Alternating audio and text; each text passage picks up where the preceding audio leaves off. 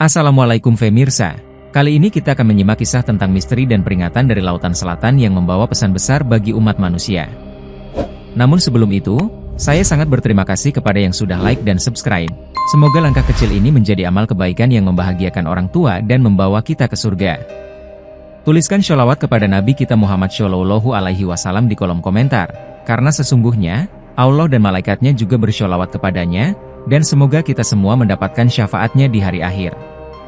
Di sebuah malam yang sunyi, di desa pesisir yang terletak di tepian Samudra Hindia, Gus Dur terbangun mendadak dari tidurnya, merasakan hawa dingin yang merambat hingga ke tulang. Kegelapan malam yang pekat terasa lebih mencekam saat suara gemuruh dari laut terdengar, meskipun angin tidak berhembus kencang seperti biasanya. Dalam keheningan itu, Gus Dur mendengar bisikan lembut, namun tegas, menyebut namanya dengan nada yang terasa berasal dari tempat yang jauh dan dalam. Ia bangkit, melangkah menuju jendela rumah panggungnya, dan melihat ke arah laut yang tampak berkilauan samar di bawah sinar bulan. Tiba-tiba, bayangan seorang wanita berjubah hijau berdiri di tepi pantai, memandang langsung ke arah rumahnya, membuatnya tertegun dan dadanya berdebar keras. Sosok itu melambai perlahan, dan meskipun jaraknya jauh, Gus Dur merasa seolah-olah ada komunikasi langsung yang terjadi di antara mereka.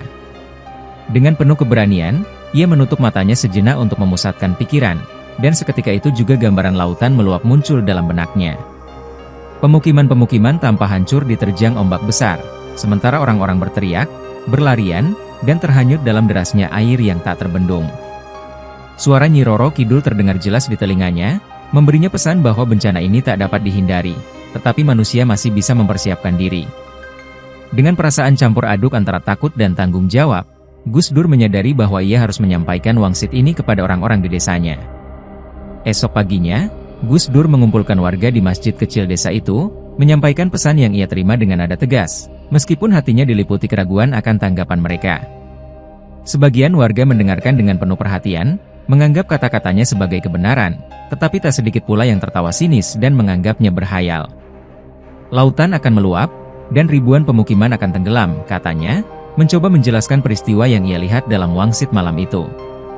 Beberapa orang tua desa yang masih memegang kuat tradisi percaya bahwa ini adalah peringatan dari penguasa laut, namun para pemuda skeptis dan menyebutnya tak lebih dari dongeng kuno. Di tengah perdebatan, seorang peneliti muda yang kebetulan mengunjungi desa untuk studinya, mendengar dengan penuh minat dan mencatat setiap detail yang diucapkan oleh Gus Dur.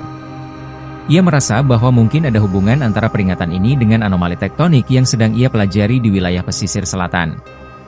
Sementara itu, Gus Dur terus mendesak warga untuk mulai mempersiapkan diri, meskipun ia tahu tidak semua orang akan mempercayai perkataannya. Jangan anggap ini hanya mitos, katanya, menatap langsung ke arah para pemuda yang tersenyum mengejek. Ini adalah pesan dari laut yang harus kita dengarkan. Malamnya, desa mulai dibalut oleh atmosfer yang berbeda, seolah-olah alam merespon apa yang telah diucapkan oleh Gus Dur di siang harinya.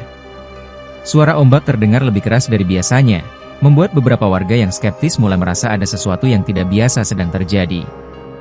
Dalam beberapa hari setelah peringatan Gus Dur, langit di atas desa mulai menunjukkan perubahan yang aneh, dengan awan gelap yang bergerak cepat tanpa arah yang jelas. Cuaca yang seharusnya cerah tiba-tiba berubah menjadi mendung tebal, menutupi matahari dan menciptakan bayangan panjang yang menambah kecemasan warga. Para nelayan yang terbiasa membaca tanda-tanda alam melaporkan bahwa angin laut terasa lebih dingin dari biasanya, seolah-olah ada sesuatu yang besar mendekat. Beberapa di antara mereka mengaku mendengar suara-suara misterius di tengah malam, seperti bisikan yang muncul dari dalam laut yang tenang. Ketika mereka mencoba berlayar, mereka menemukan bahwa ombak menjadi lebih sulit diprediksi, dan ikan-ikan yang biasa mereka tangkap tampak menghilang dari perairan dangkal.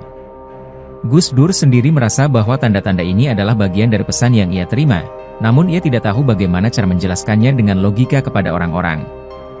Di sisi lain, peneliti muda itu mulai menggali data lebih dalam, mencoba mencari pola atau hubungan antara fenomena ini dan aktivitas geologi di daerah tersebut.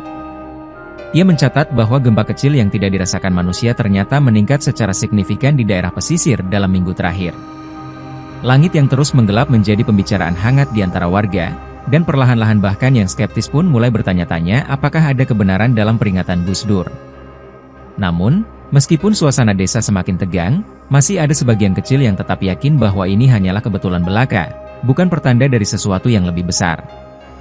Gus Dur, yang semakin yakin akan pentingnya pesan dari wangsit tersebut, mulai mencari bantuan dari sejarawan dan tokoh spiritual yang memahami akar legenda Jawa.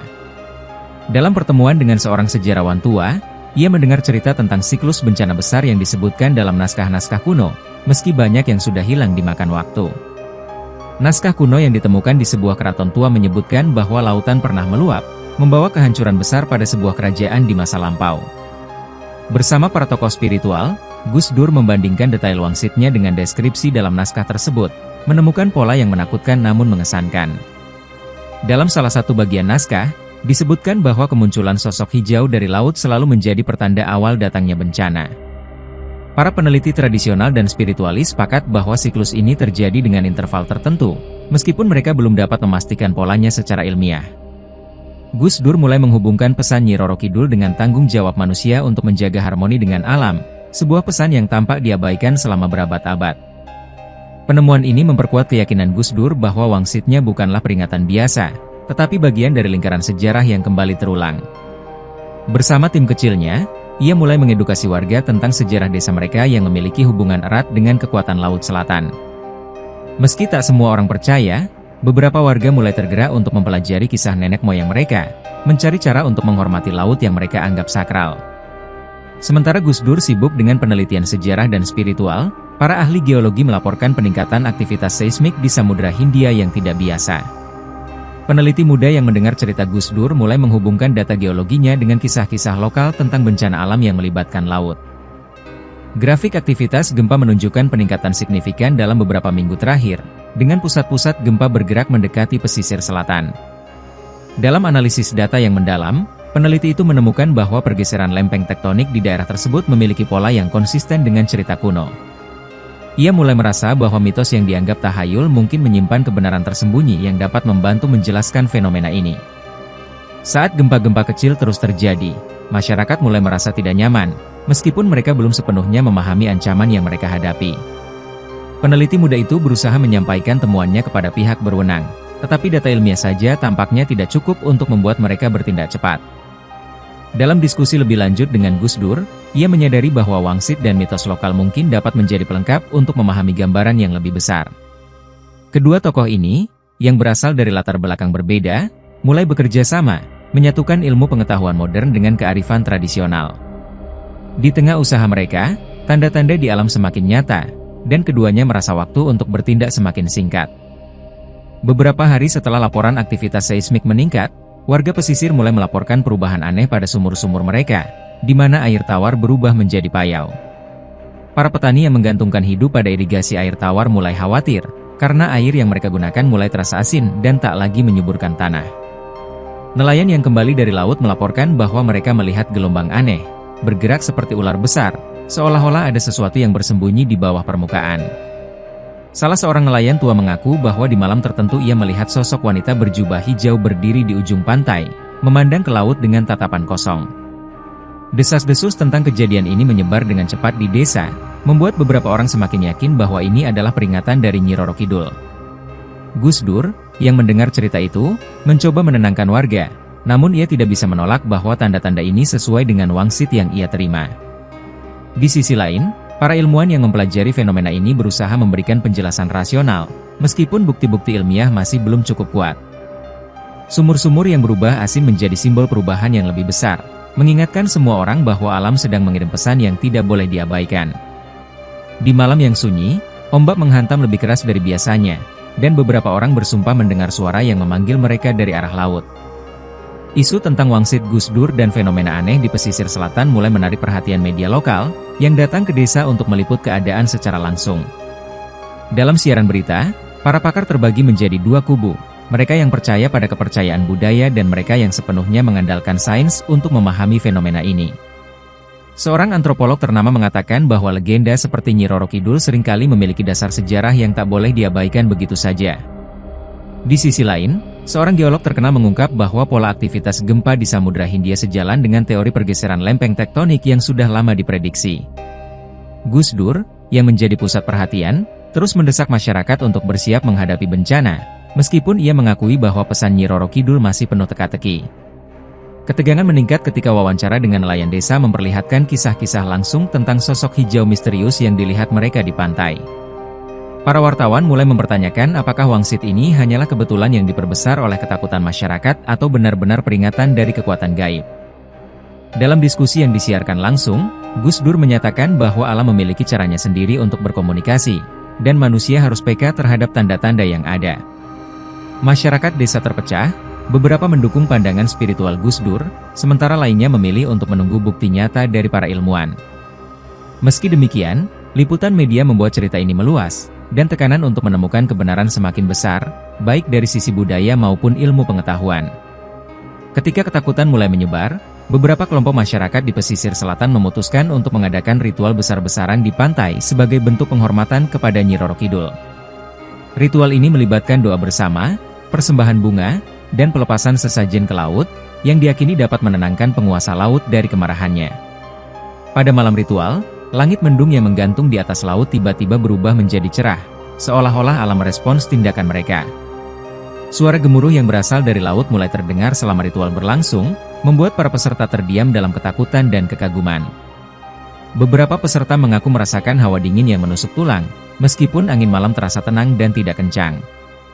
Sosok-sosok kabur terlihat bergerak di tepi air, meski tidak ada yang berani memastikan apakah itu nyata atau hanya bayangan yang diciptakan oleh pikiran mereka.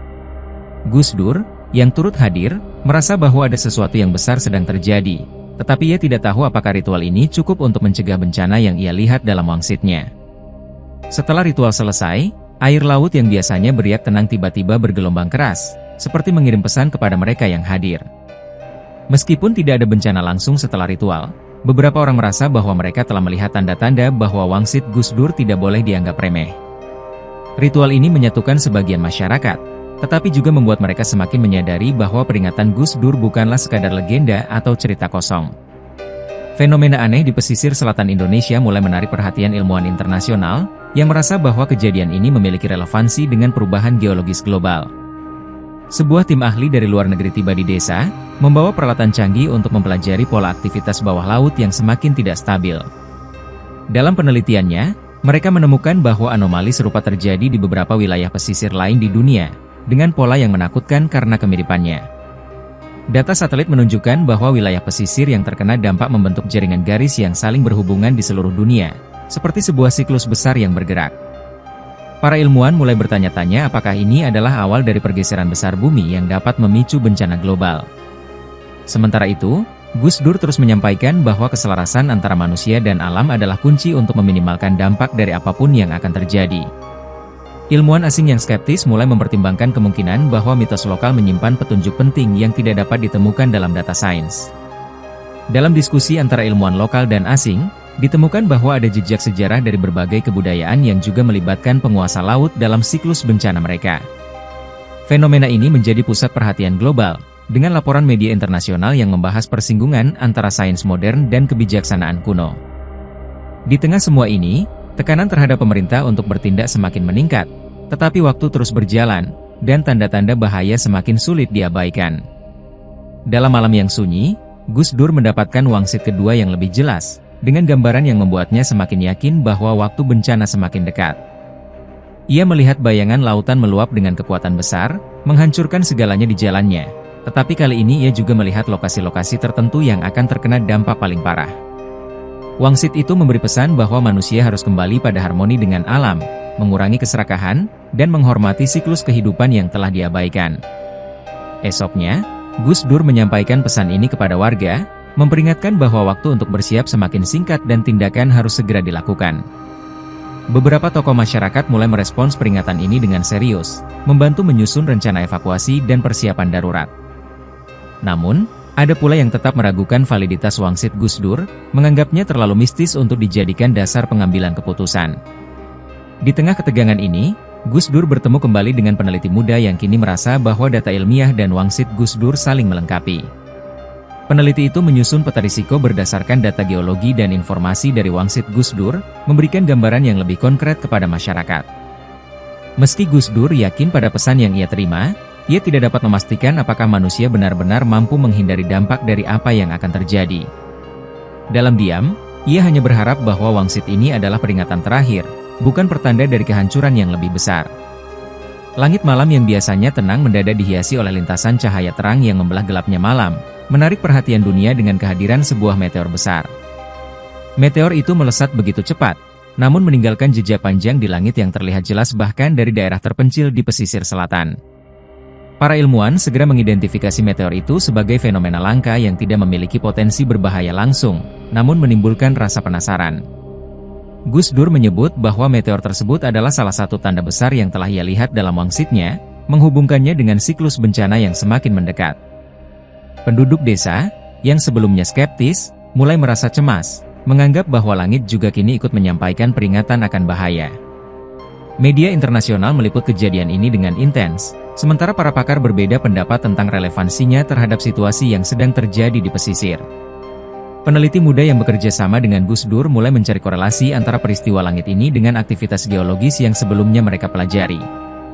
Dalam mitos Jawa, cahaya dari langit seringkali diartikan sebagai pembawa pesan dari dunia gaib, dan Gus Dur memperingatkan bahwa ini adalah panggilan terakhir bagi manusia untuk bersiap. Di beberapa daerah, fenomena meteor ini memicu aksi-aksi ritual tambahan, karena masyarakat percaya bahwa kehadirannya adalah respons atas doa mereka sebelumnya. Meski belum ada kejadian besar yang menyusul, ketegangan di desa dan sekitarnya semakin meningkat, seperti halnya gelombang yang diam-diam bergerak di bawah permukaan laut. Tim ilmuwan yang melakukan penelitian di dasar laut melaporkan temuan mengejutkan, retakan besar yang terbuka di dasar Samudra Hindia, mengindikasikan potensi bahaya yang belum pernah terjadi sebelumnya. Retakan ini terdeteksi melalui perangkat sonar canggih, memperlihatkan pola pergerakan lempeng tektonik yang semakin aktif dalam beberapa minggu terakhir. Para ahli menyimpulkan bahwa retakan tersebut berpotensi memicu tsunami besar jika pergeseran lempeng terus berlangsung tanpa henti. Penemuan ini menambah kepercayaan pada wangsit Gus Dur, membuat skeptis mulai mengakui bahwa apa yang ia katakan mungkin memiliki dasar yang tidak sepenuhnya mistis.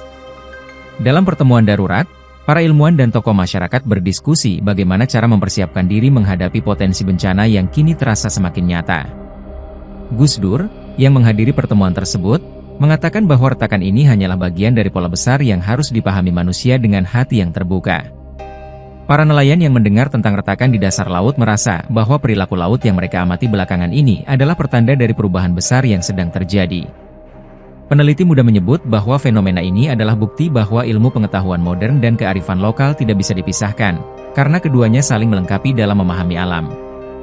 Meskipun demikian, ketakutan mulai menyebar, terutama di kalangan warga pesisir yang hidupnya tergantung pada laut, membuat mereka terbelah antara bertahan atau segera mengungsi. Dengan temuan ini, diskusi antara mitos dan fakta semakin rumit, sementara waktu terus berjalan menuju apa yang banyak orang rasa adalah klimaks dari semua peristiwa ini. Setelah temuan retakan besar di bawah laut diumumkan, pemerintah mulai menyusun rencana evakuasi besar-besaran bagi masyarakat yang tinggal di wilayah pesisir selatan.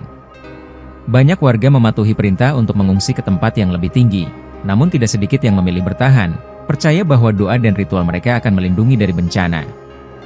Gus Dur terus mendesak semua orang untuk bersiap dan tidak mengabaikan tanda-tanda yang telah terlihat, meskipun ia tahu bahwa tidak semua orang akan mendengarkan. Peneliti muda, yang kini menjadi salah satu suara penting di desa, membantu menyusun peta zona bahaya berdasarkan data ilmiah yang mereka miliki. Warga yang mengungsi mulai merasakan ketakutan akan kehilangan segalanya, sementara yang bertahan dihantui oleh rasa cemas akan keputusan mereka yang berisiko. Di beberapa tempat, ritual dilakukan dengan skala yang lebih besar, dengan harapan bahwa doa kolektif dapat mengubah takdir yang tampaknya sudah tidak terhindarkan. Ketegangan meningkat saat gempa kecil kembali mengguncang daerah pesisir, membuat tanah di beberapa tempat mulai retak dan sumur-sumur semakin terkontaminasi air asin. Media meliput kisah-kisah individu yang memilih bertahan atau pergi, menyoroti ketegangan antara tradisi dan modernitas dalam menghadapi ancaman besar. Dalam situasi ini, Gus Dur kembali menekankan bahwa manusia harus bersatu, karena bencana ini bukan sekadar ujian fisik, tetapi juga ujian spiritual dan sosial.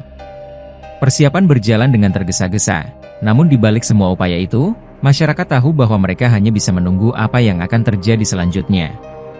Pada suatu sore, tanpa tanda-tanda sebelumnya, ombak besar menghantam pesisir selatan, menghancurkan rumah-rumah kayu dan meluluh lantakan perahu-perahu nelayan.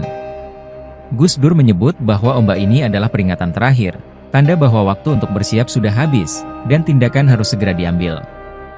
Beberapa kelompok yang sebelumnya memilih bertahan mulai meninggalkan desa, membawa harta benda seadanya ke tempat yang lebih aman. Peneliti muda mencatat bahwa pergerakan lempeng semakin intens, dengan kemungkinan tsunami besar yang kini hanya tinggal menunggu waktu. Para tokoh masyarakat yang awalnya ragu mulai meminta bantuan lebih banyak, menyadari bahwa mereka tidak memiliki kekuatan untuk melawan alam. Ombak pertama ini membuat suasana desa semakin suram, seperti bayangan akan kehancuran yang lebih besar menggantung di atas kepala mereka. Gus Dur, meskipun tetap tenang di hadapan orang banyak, dalam hatinya merasa berat melihat apa yang ia prediksi menjadi kenyataan sedikit demi sedikit. Di malam setelah ombak pertama, desa tampak hening, tetapi suara gemuruh halus dari laut terdengar terus-menerus, seperti ancaman yang tidak kunjung berhenti. Masyarakat mulai memahami bahwa mereka tidak lagi bisa menghindar, hanya bisa menunggu apa yang akan datang berikutnya dengan hati yang penuh ketakutan. Setelah ombak besar yang pertama, laut mendadak menjadi sangat tenang, dengan permukaan yang tampak seperti cermin, memberikan kesan palsu bahwa bahaya telah berlalu. Penduduk desa yang masih bertahan mulai meremehkan peringatan sebelumnya, merasa bahwa mungkin ombak pertama adalah akhir dari semuanya. Gus Dur memperingatkan bahwa ketenangan ini hanyalah jeda sebelum badai besar yang sebenarnya, tetapi tidak semua orang mau mendengarkan. Peneliti muda, yang terus memantau data seismik, menemukan bahwa aktivitas bawah laut justru semakin meningkat, mengindikasikan sesuatu yang besar akan terjadi. Di tengah ketenangan ini, beberapa kelompok warga kembali ke desa untuk mengambil barang-barang yang mereka tinggalkan, meskipun bahaya belum benar-benar hilang. Langit tetap mendung, dan angin laut terasa lebih berat, seolah-olah membawa beban yang tidak kasat mata namun nyata. Peneliti menemukan retakan dasar laut semakin lebar, dan tekanan air di wilayah tersebut meningkat, menciptakan potensi besar untuk tsunami yang dahsyat. Gus Dur menyampaikan doa di tengah malam, berharap bahwa manusia masih punya waktu untuk bersiap atau setidaknya menyadari kesalahan mereka terhadap alam. Di beberapa tempat, ritual kecil terus dilakukan oleh warga yang masih percaya bahwa mereka dapat menenangkan kekuatan laut. Namun, di balik ketenangan ini, semua orang tahu bahwa ini hanyalah awal dari sesuatu yang tidak dapat mereka kendalikan sepenuhnya. Seorang arkeolog yang tengah meneliti kawasan pesisir selatan menemukan sebuah situs purbakala yang terkubur di bawah lapisan tanah dan pasir, memuat simbol-simbol yang berkaitan dengan legenda Nyi Roro Kidul. Temuan tersebut mencakup relief yang menggambarkan sosok wanita berjubah hijau, berdiri di atas ombak yang melambangkan kekuatan laut selatan. Beberapa prasasti kuno yang ditemukan di lokasi itu mengisahkan tentang hubungan harmonis antara manusia dan laut yang dijaga oleh penguasa gaib. Para ahli sejarah yang diundang untuk meneliti situs tersebut menemukan bahwa naskah kuno itu juga menyebutkan peringatan tentang bencana besar yang datang dalam siklus tertentu. Gus Dur yang mendengar tentang temuan ini merasa bahwa apa yang ia alami selama ini semakin terhubung dengan warisan masa lalu yang tersembunyi. Para arkeolog mencatat bahwa situs tersebut mungkin pernah menjadi tempat pemujaan besar yang digunakan oleh masyarakat kuno untuk meminta perlindungan dari bencana laut. Dalam salah satu bagian prasasti, terdapat pesan yang menyebutkan bahwa keseimbangan antara manusia dan laut harus terus dijaga untuk menghindari murka alam. Masyarakat desa yang sebelumnya ragu mulai melihat temuan ini sebagai bukti nyata bahwa legenda dan peringatan Gus Dur memiliki dasar yang kuat. Peneliti muda yang bekerja dengan Gus Dur mulai menyusun teori bahwa legenda ini sebenarnya merupakan cara masyarakat kuno menyampaikan pesan tentang pentingnya harmoni ekologi. Situs tersebut menjadi simbol bagi warga desa, mengingatkan mereka bahwa apa yang tampak sebagai mitos seringkali memiliki jejak sejarah yang tak dapat diabaikan. Malam itu, langit gelap gulita tanpa sinar bulan atau bintang, menciptakan suasana yang mencekam di desa pesisir yang kini hampir kosong ditinggalkan warganya. Gus Dur, yang merasa sesuatu akan terjadi, memutuskan untuk bermeditasi di tengah keheningan malam, mencari jawaban dari wangsit terakhir yang ia nantikan. Dalam meditasinya, ia melihat bayangan gelombang raksasa yang datang dari arah laut, menghancurkan segala yang ada di daratan. Gambaran itu tidak hanya menunjukkan kehancuran, tetapi juga peringatan bahwa manusia telah melupakan keseimbangan yang harus dijaga dengan alam. Gus Dur merasa wangsit ini adalah panggilan terakhir bagi umat manusia untuk bertobat dan kembali menghormati kekuatan alam yang selama ini mereka abaikan. Suara gaib yang ia dengar menyampaikan bahwa bencana besar tidak sepenuhnya bisa dihindari, tetapi dampaknya dapat diminimalkan jika manusia mulai berubah. Setelah mendapatkan wangsit tersebut, Gus Dur memohon dengan sepenuh hati agar alam memberi waktu lebih lama bagi manusia untuk bersiap. Namun, ia juga tahu bahwa waktu semakin sempit, dan peristiwa besar ini adalah bagian dari siklus yang tidak dapat dihentikan. Ketika ia membuka matanya, suara laut terdengar lebih keras dari biasanya, meskipun angin malam tetap tenang dan tidak ada tanda-tanda badai.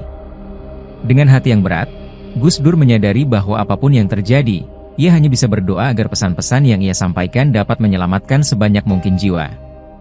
Pemerintah yang semakin khawatir atas laporan-laporan ilmiah dan peringatan Gus Dur memutuskan untuk membangun pemecah gelombang darurat di sepanjang garis pantai. Pekerjaan dimulai dengan tergesa-gesa, menggunakan sumber daya yang terbatas dan peralatan seadanya untuk mencoba mengurangi dampak dari bencana yang diprediksi. Namun, ketika struktur pemecah gelombang mulai terbentuk, tim konstruksi melaporkan keanehan pada fondasi, seperti tanah yang terus bergeser dan retakan yang muncul secara misterius. Para ahli geologi yang memeriksa lokasi tersebut menemukan bahwa pergerakan lempeng bawah laut semakin tidak stabil, memengaruhi struktur yang baru dibangun. Meskipun demikian, proyek tetap dilanjutkan karena dianggap sebagai satu-satunya cara untuk melindungi wilayah pesisir dari ancaman gelombang besar. Gus Dur mengamati pembangunan ini dengan hati-hati, namun ia merasa bahwa solusi fisik semacam ini tidak cukup untuk melawan kekuatan alam yang begitu besar. Warga yang masih bertahan di desa mulai bergantung pada proyek ini sebagai harapan terakhir mereka, meskipun mereka tahu risikonya sangat besar. Ketika pemecah gelombang hampir selesai, ombak laut mulai menunjukkan pola yang tidak biasa, seolah-olah alam sedang bereaksi terhadap keberadaan struktur tersebut.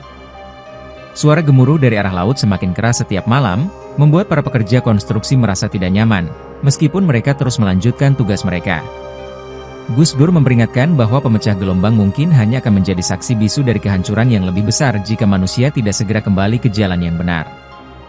Hari yang telah diperingatkan oleh Gus Dur akhirnya tiba, dengan laut yang terlihat sangat tenang dan angin yang berhenti berhembus, menciptakan suasana yang menipu. Warga yang tersisa di desa merasa lega, mengira bahwa mungkin peringatan itu tidak akan menjadi kenyataan, dan bahaya telah berlalu. Laut yang tenang mulai bergerak perlahan, dengan air yang surut jauh ke tengah samudra, sebuah tanda yang diketahui oleh banyak orang sebagai awal dari tsunami. Orang-orang yang masih tinggal di pesisir berlarian panik, mencoba menyelamatkan diri mereka ke tempat yang lebih tinggi, meskipun banyak yang terjebak dalam kebingungan. Gus Dur berdiri di tepi pantai, berdoa dengan khusyuk, menyerahkan segalanya pada kehendak yang maha kuasa. Peneliti muda yang masih mengumpulkan data mencoba menyelamatkan alat-alatnya, tetapi menyadari bahwa tidak ada yang lebih penting daripada menyelamatkan nyawa. Gelombang besar mulai terbentuk di Cakrawala, membawa ancaman yang tidak bisa lagi dihindari oleh siapapun yang ada di pesisir. Di tengah kekacauan, keheningan sejenak menyelimuti sebelum gelombang pertama menghantam dengan kekuatan dahsyat. Laut meluap dengan kekuatan yang belum pernah terlihat sebelumnya, menghancurkan segalanya di jalurnya dan menenggelamkan ribuan pemukiman dalam hitungan menit. Gelombang raksasa ini tidak hanya membawa air, tetapi juga puing-puing dan lumpur yang menambah kehancuran yang meluas di sepanjang pantai.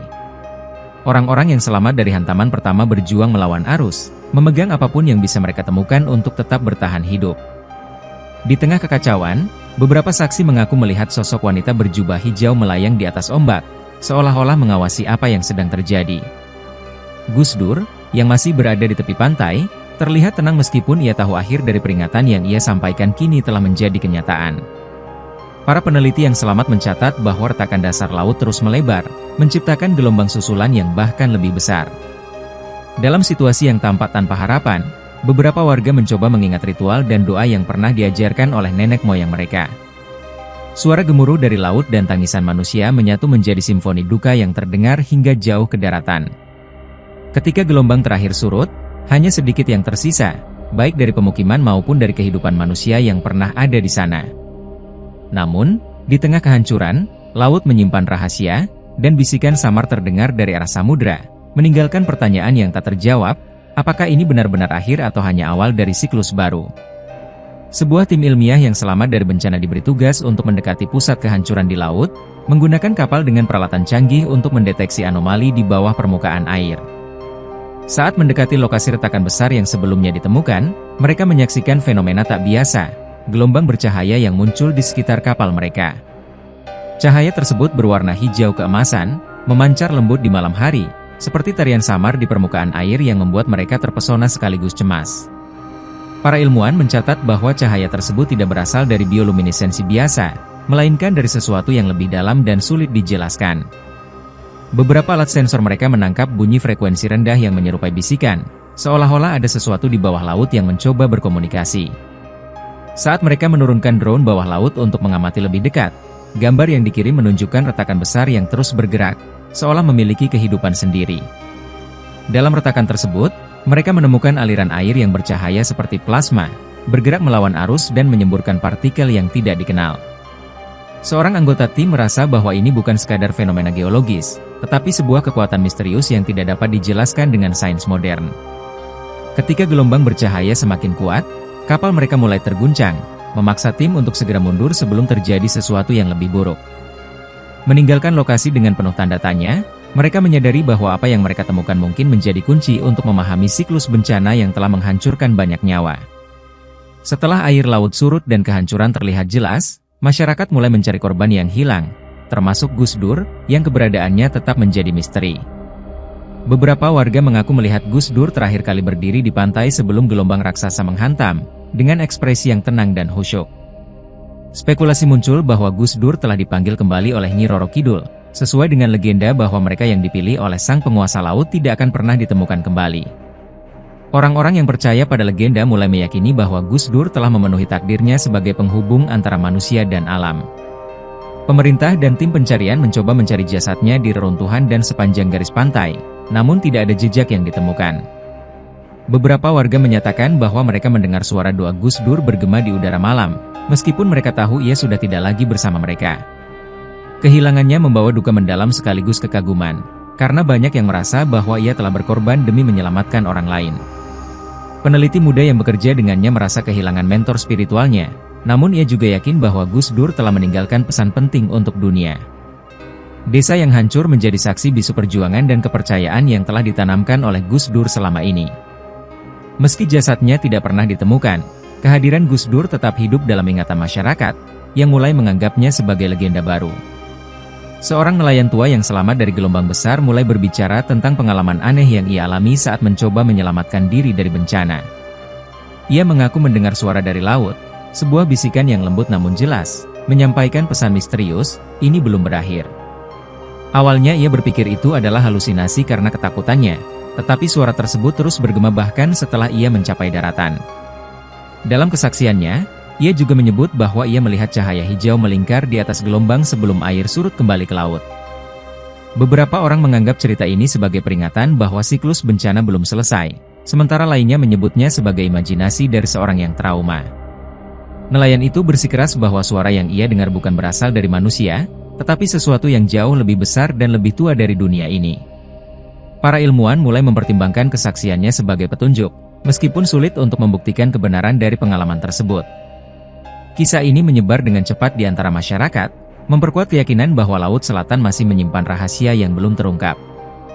Nelayan tua tersebut menutup ceritanya dengan peringatan bahwa manusia harus mendengarkan laut, karena ia selalu berbicara meskipun kita tidak selalu memahami bahasanya. Kesaksiannya menjadi penutup yang mengguncang, mengingatkan semua orang bahwa mungkin ini hanyalah awal dari sesuatu yang lebih besar. Setelah bencana besar, laut kembali tenang, dengan permukaan yang datar seperti kaca, memberikan kesan bahwa semua telah berakhir. Namun, di sepanjang pesisir, tanda-tanda kehidupan tidak pernah sepenuhnya pulih. Desa-desa yang tenggelam tetap menjadi reruntuhan yang sunyi. Nelayan yang mencoba kembali ke laut merasa bahwa air tidak lagi ramah, dengan ikan yang menghilang dan arus yang lebih sulit diprediksi. Warga yang selamat melaporkan bahwa malam-malam mereka sering diganggu oleh mimpi tentang gelombang besar dan suara bisikan dari laut.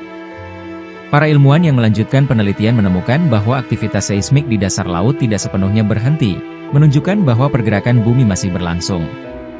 Desa-desa yang dibangun ulang di dataran tinggi dipenuhi rasa waspada, dengan masyarakat yang hidup dalam bayang-bayang peringatan Gus Dur. Di beberapa tempat, ritual penghormatan kepada laut semakin sering dilakukan, sebagai upaya untuk menjaga harmoni yang dirasa telah rusak. Laut yang diam menjadi pertanda bahwa sesuatu masih menunggu, membuat masyarakat hidup dengan ketakutan yang terus-menerus.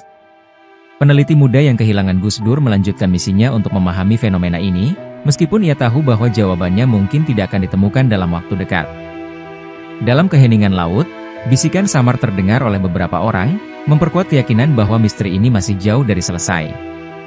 Dalam penelitian lanjutan, tim ilmuwan menemukan bahwa retakan besar di dasar laut tidak hanya tetap ada, tetapi terus berkembang dengan pola yang sulit dijelaskan. Sensor yang mereka pasang menangkap suara misterius dari kedalaman, seperti bunyi yang mirip dengan frekuensi komunikasi tetapi tidak berasal dari sumber yang diketahui. Data yang mereka kumpulkan menunjukkan adanya pergerakan energi di dasar laut, yang tidak sesuai dengan fenomena alam yang pernah dicatat sebelumnya. Para ilmuwan mulai berspekulasi bahwa retakan ini mungkin merupakan pintu menuju sesuatu yang lebih besar, sesuatu yang belum pernah dipahami manusia. Sementara itu, masyarakat yang tinggal di pesisir semakin yakin bahwa laut menyimpan kekuatan gaib yang tidak dapat dijelaskan dengan sains. Peneliti muda merasa bahwa fenomena ini adalah bagian dari siklus alam yang jauh lebih besar daripada yang selama ini dipahami manusia. Gus Dur yang hilang meninggalkan jejak spiritual yang menjadi pedoman bagi masyarakat untuk terus menghormati alam sebagai entitas yang hidup. Dalam ketenangan laut yang menipu, beberapa kapal melaporkan melihat cahaya samar di kejauhan, seperti sinyal yang berasal dari kedalaman. Kamera terakhir menyorot laut yang tampak diam, sementara suara gemuruh samar terdengar, menciptakan ketegangan yang menyisakan banyak pertanyaan. Bisikan dari laut terdengar jelas di akhir, siklus berikutnya telah dimulai.